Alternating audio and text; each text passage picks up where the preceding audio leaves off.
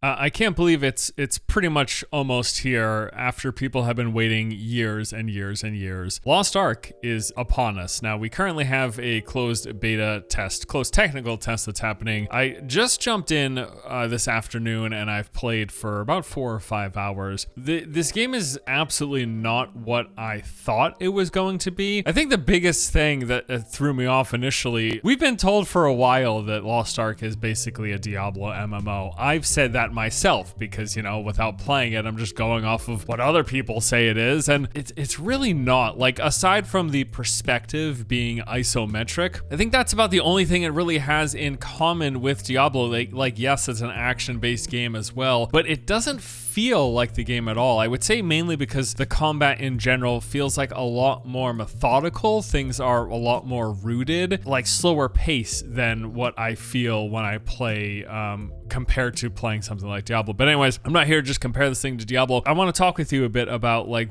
what Lost Ark has to offer and what I've seen in my first handful of hours playing today. I gotta say, just right off the bat, I'm actually pleasantly surprised. It's not what I thought it was going to be, but I am enjoying what I've seen so far in the 4 or 5 hours that I played. So let's just take it from the top. You start off by picking from one of the game's handful of classes. There's the warrior, mage, martial artist, gunner, and assassin. It was interesting here too because some of them have both male and female options available. Others are gender locked. I don't know if that's going to change in the future, if that's just how it is right now, but it was strange that it was available for some but not others. Like, they haven't fully committed in either direction, at least not yet. What's also interesting too is right away you need to know that there are like multiple variations of these classes. They're called advanced class, but it's kind of like a specialization. It seems like every one of the classes in the game right now has at least 2 or 3 options. You unlock these at level 10, the game says. And when you're making your character, you actually have a preview of what the advanced class will play like. In addition to that, they also give one of those stat webs. You know, they show you like how strong is it offensively, how's the mobility, how's the support. I guess the idea with these is they're supposed to give you an idea of how the classes play. I've just always looked for the ones like which one's the highest peak into damage. That's probably what I'm going to go with. The class that I decided to try though was actually the warrior. No particular reason, I just thought it'd be fun to play a melee character, and I like ones that have big swords. So after picking my class, we then moved on to character creation. A lot of options here, honestly. It was interesting and I was kind of surprised. So like you had a bunch of different facial options, basic face structure, options for hairstyles, your eye color, and a whole bunch of other customization choices like makeup and all this stuff. More than I expect for an isometric game. Like, I get that people like customizing their characters, but in the average course of things, you're never looking at your character's face. But I know people like this stuff and I appreciate that it's included. I'm not annoyed that it's included. I'm always like confused, like why? Who?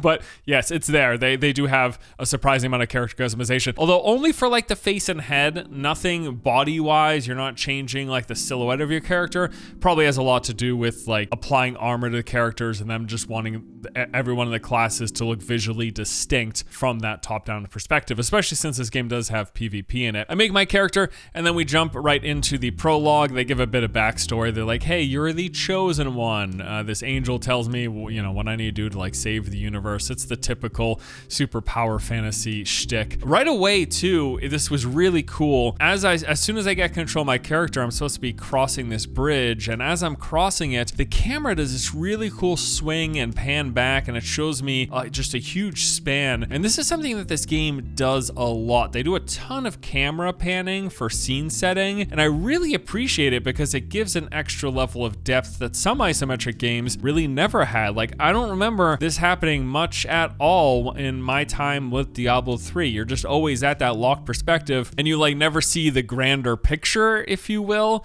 That's something that happens quite frequently in this game. In just having played for one afternoon, it happens quite a lot, and I really liked it. I think it was a really good way to showcase the environment, not just from that one locked perspective. So I cross the bridge, and then I am immediately asked to pick my advanced class. I was a little confused here because you're supposed to unlock these at level 10. Well, that is true.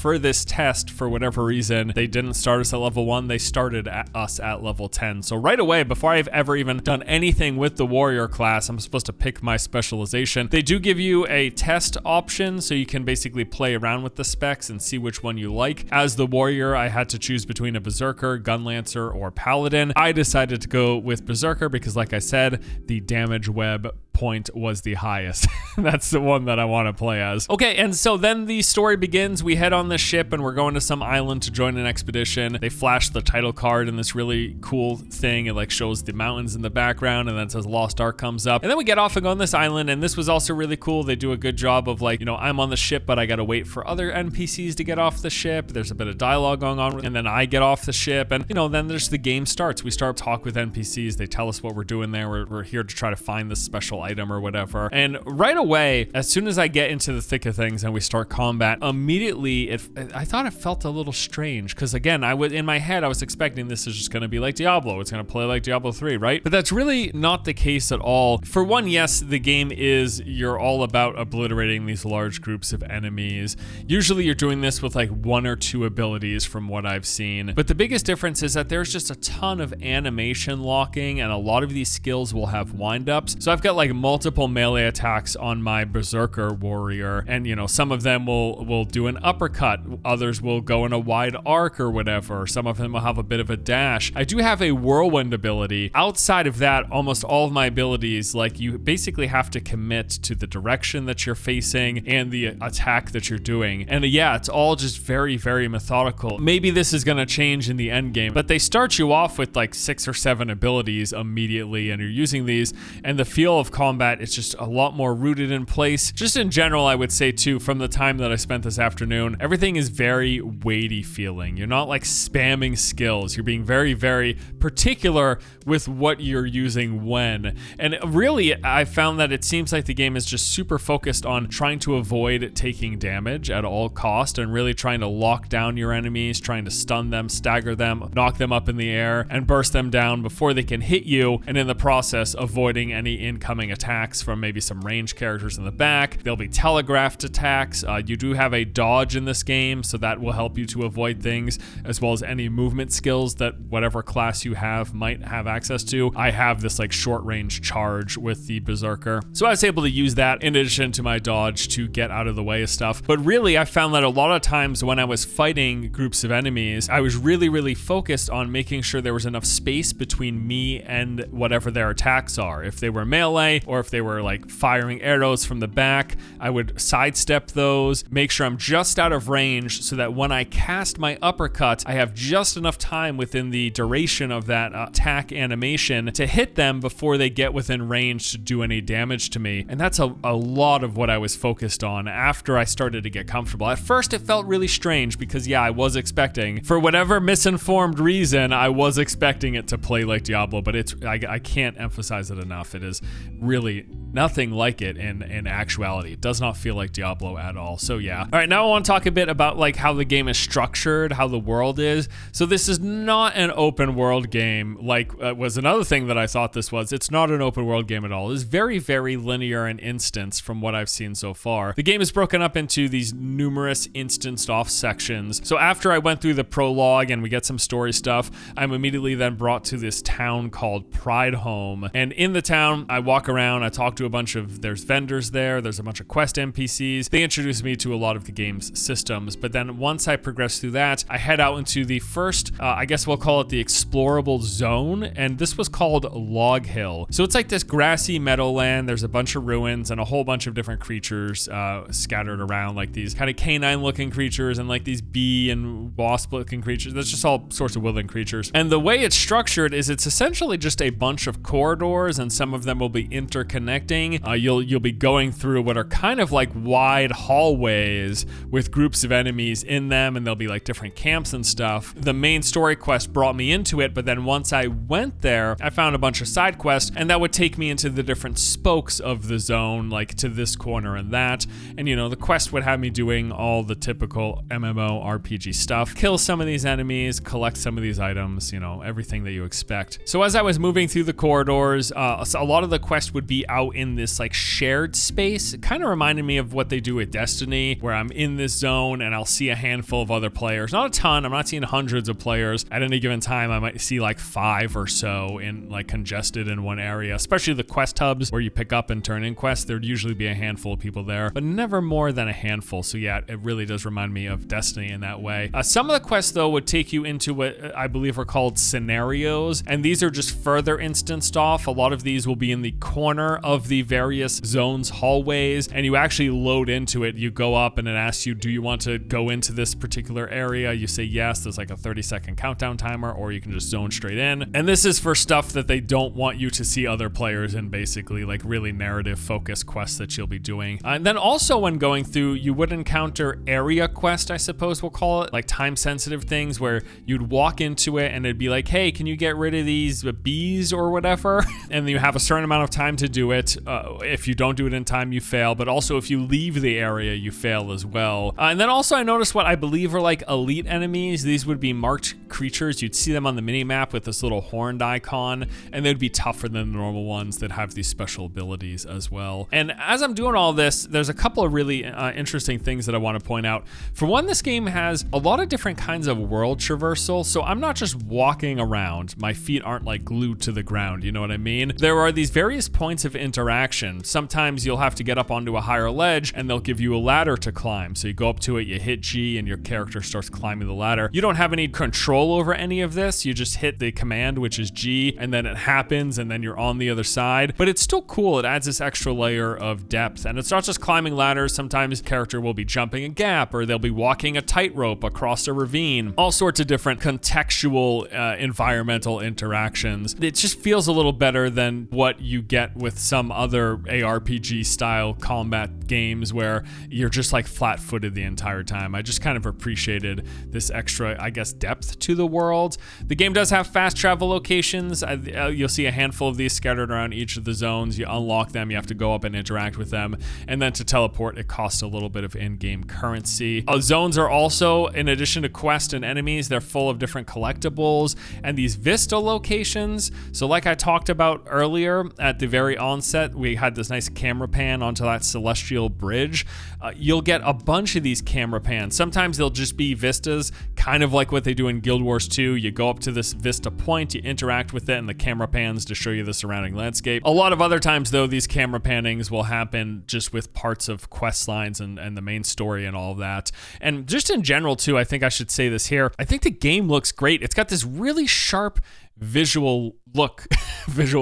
It's just really sharp and clean, and I like the color palette. It's a very appealing game. I really do like the way it looks. And also, since I was talking about story stuff, when it comes to storytelling in this game, there is a lot of it. I don't know that it's great necessarily. It's fine, I suppose. It's very much so one of those stories where like you need to save the galaxy kind of thing. And you know, it's fine for what it is, but there is a lot of it.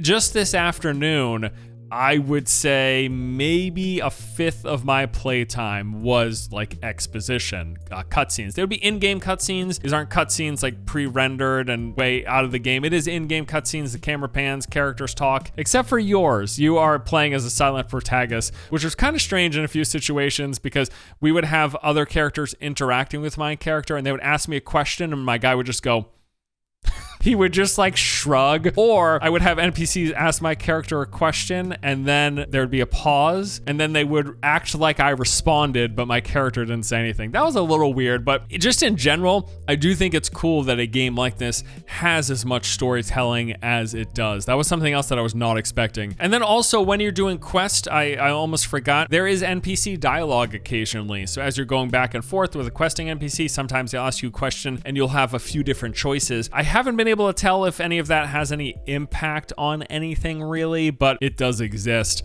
And then also talking of the story and the cutscenes, there is this thing in the game called the memory tome, and it brings you to this like special chamber where you can go up to this book and rewatch any of the previous cutscenes. This is like, it's like your own little room. It's kind of cool. There's even like an item storage chest in here as well. I'm not sure if as I progress through the game, I'll unlock more things. Right now in the room, I just saw the story book and a chest. It'd be neat if there was more, but it's just a cool cool thing in general. And then also, while we're talking about the world, it seems massive. I took a look at the map, and starting at the first town, I zoomed out, and then it showed me the continent I was on, which had those 3 individual zones. The first one of which was the one I just told you about, Log Hill. But then I went further back and I saw the world, and there was a ton of continents, and I clicked on some of them beyond the starter one that I was on, and it seemed like a lot of them had anywhere between 5 to 9 zones. So a rather significant number, lots of continents, bunch of zones within them. So it does seem like there's a lot to this game, and that is something that I have heard, that it's a fairly large game. On top of that, I know the game has sailing as well. I didn't unlock that this afternoon, so I haven't seen it yet. I can't touch on it at the moment. My understanding though is that you sail around the ocean and you can basically go onto these islands. You'll like discover treasure. Maybe there'll be some enemies to fight. I'm not entirely sure, but yeah, between all of the landscape and the fact that this game has sailing, it seems like there is a lot of game here. And that has been one of the things that I've heard about this game, is that it's not lacking for areas to go, things to do. It's not lacking in content at all. The game also has a way to track all of this stuff. It's called the Adventurer's Tome, and it basically lets you see how much of a zone completion and continent completion you have done. It tells you how much of the main story you've progressed in your particular area, how much of the collectibles, the cooking items, the vistas you've unlocked, how many dungeons you've completed, special monsters that you fought, the bosses, their hidden stories as well. As you progress through the various zones and you unlock more and more, and you discover more and more, they also give you some in-game items like potions and stuff like that. Also within the zones are dungeons. So for the 2 zones that I've gone to so far, there have been 1 dungeon in each. These are super linear, kind of like, they're more linear than the zones themselves are. The first 2 that I did really only had 1 main path that you would go through. There would be some side areas, and sometimes I'd explore those and I'd find a collectible, but nothing like, I never found like a chest full of gear or anything. So pretty linear dungeons. You start at the beginning, you go through fighting trash. There'll be objectives along the way, like, hey, you have to clear this path or whatever. And then at the very end, there would be a single boss to fight. And this is one of those games where the bosses have those multiple stacking health bars that you need to work through. So they've got like 10 different health bars and you work through all of them.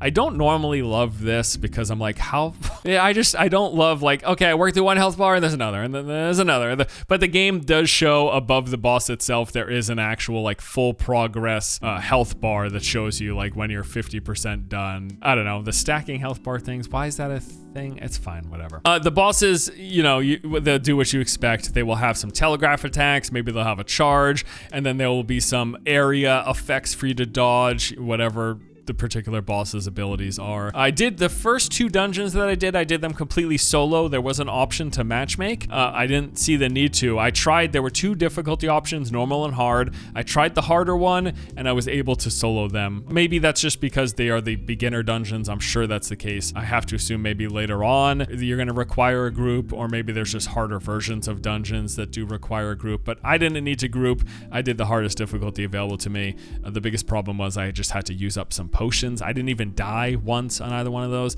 It's not because I'm a badass. It's because it was pretty easy. Now, after I completed the first dungeon, it then brought me into this big main story thing where like the main town was being invaded by these demons. So I went back there, I fighted them back. And then after that, I then headed to the second zone in the game. This was on Kumo Mountain. It was this plague infested region. There's like this spreading plague and it's infecting all the soldiers and stuff. So I had to do some things to help them. And while I was going through this and doing all the stuff, doing the main quest, the side quests, the collectibles, I was asking questions periodically. And I gotta say, I've been pretty happy with how people were super friendly. Every time I asked a question about the game, some of which were maybe I could have figured out myself, those kind of questions, people were friendly and they responded pretty quickly. It was really awesome. Specifically, I was curious if you can swap your advanced class. I had picked the Berserker and it was about this time, like 3 hours into my play session. I was like, I might want to try the Paladin. Am I able to swap? And this is where I learned you are not able to swap. That's kind of a bummer, but yeah, it looks like I'd have to make another warrior if I wanted to play as the Paladin specialization. So I was going through the second zone and then I came up to the second dungeon. This was called a Quillock's Head. The boss here, again, only one boss. You go through this linear path, killing trash. You get to the boss. The boss's name was the Plague Bringer. This wasn't that much more difficult than the first boss. There was this thing where he would summon up some ads and he had a few like slightly hard to dodge, telegraphed ground-based abilities, but I was able to do it pretty easily. And then after killing the boss, I got my loot for completing the dungeon, and then the game has this thing called the Song of Escape, where instead of walking all the way back, they have you just play this little ditty. I kind of like that. Like in MMOs, having this kind of bard kind of system in it, I think is really, really cool. Having these musical things that do abilities. There was something actually that I really liked that Arkesia did, where you would play songs to heal yourself or regenerate your mana. They do something kind of like that in this game too. My point is, I just think it's kind of neat. I got a couple of points about progression in the game from what I've seen. So there's the leveling up. You have your character level, and every time you level up, you'll get some skill points that you can invest in the skills that you have. So as you keep leveling, as your character goes up, you'll unlock more skills, but then you can also spend these points to make those skills better, increasing their damage or reducing their cooldown or whatever. But then on top of that, there are thresholds where for my first skill, which was double slash, just this basic melee attack, after I invested 4 skill points into it, I got to pick from 3 different modifiers. Now the one that I chose was called shoulder strike, and it added this 2-meter dash to my attack that would do additional damage. So for all of your abilities, you can invest points in them to make them better, but then also get to these thresholds that give you these alterations, these further alterations, not just increasing their damage or decreasing their cooldown, sometimes changing them or adding special extra effects to them, which is really, really cool. This will help tailor to different play styles and different ways you want to play. There's also an account level in the game. So on top of your character's level, as you play, you'll get account XP. As you level up, you unlock these perks. They'll increase base stats like your strength or intelligence, your vitality, your crit chance, swiftness, and there's a few other things. And this will apply to all of the characters that you play. So just, again, some further progression. Apparently, Lost Ark is a game that's very, very alt heavy. In fact, a lot of people say if you're going to dedicate yourself to this game and really try to make any progress, you basically have to have a lot of alts that you have to be playing all the time. I don't know that I'm going to get to that point with this game, because I don't know that I just want to keep on logging into alts every day to do all these things, run dungeons or whatever the limitations are. But just know that is a thing in this game. The way I'm playing it right now, I'm enjoying it, and maybe it's just going to be a situation where I play through it, I do a bit of endgame, but I'm probably not going to try to min-max and go crazy I won't.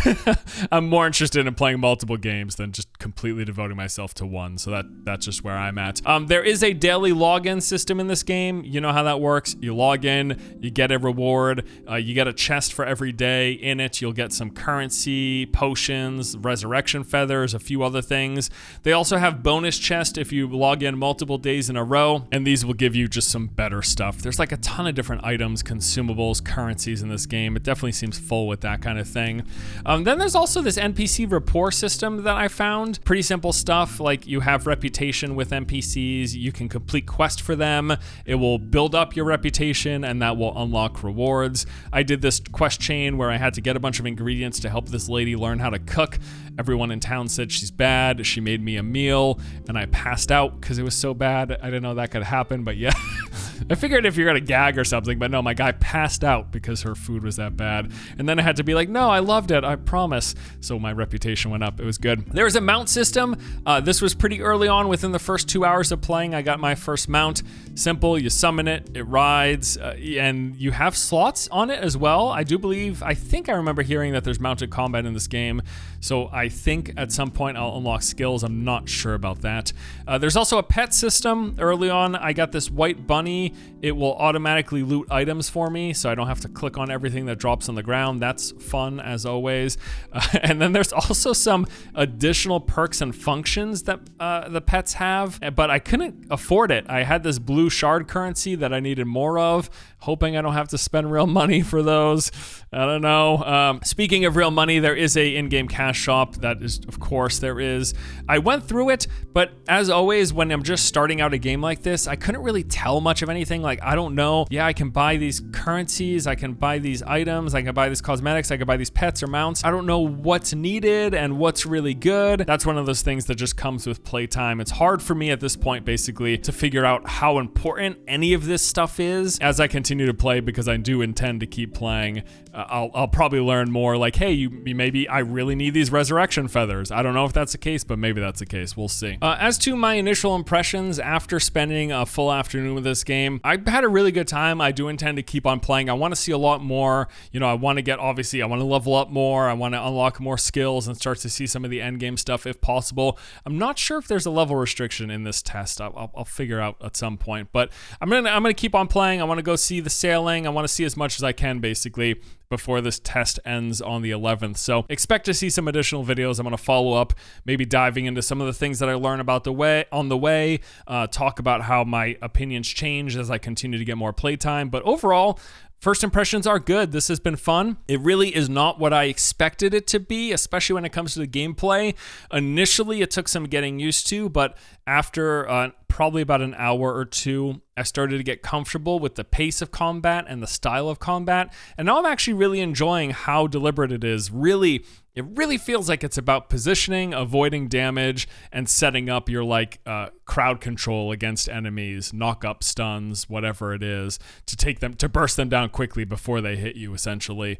So yeah, there you go. That is a look at my first day with Lost Ark. Hope you guys enjoyed the video. Stay tuned. We got a lot more coming this week, and yeah, I'm excited for it. So yeah, thanks for watching. Take it easy, guys. I'll see you later.